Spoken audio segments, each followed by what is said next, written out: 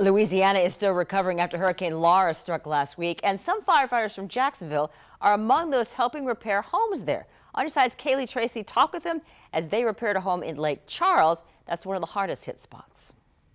When leaders with the firefighters union here in Jacksonville asked members if they'd be willing to help clean up destruction Hurricane Laura left, 3 firefighters on the First Coast didn't hesitate. Behind me you can see his shed and his tractor buried in the shed.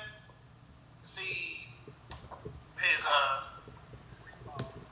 brick pile.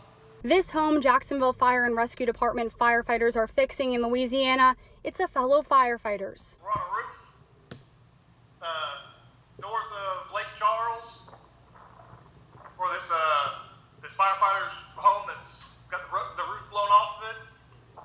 He hasn't been back yet, so. Hasn't been back since Hurricane Laura tore through Louisiana and Texas, killing more than a dozen people. Robert Gainey is one of 3 firefighters from Jacksonville who drove to Louisiana Saturday night to help with the cleanup efforts. These are fellow brother and sister firemen out here.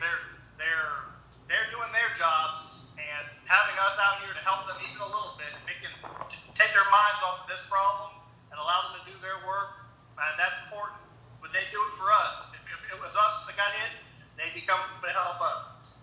The JFRD firefighters are one of several International Association of Firefighters GO teams from around the country there. Putting the tarp up right now. They spoke with me during one of those repairs, one of 7 homes they've been at so far. Gainey says the damage is some of the worst he's seen. Most of the houses got at least shingles gone. A lot of it's got trees in them, pieces blown off, doors blown out, windows blown out. But he says that damage hasn't dampened their outlook. They're upbeat and kind.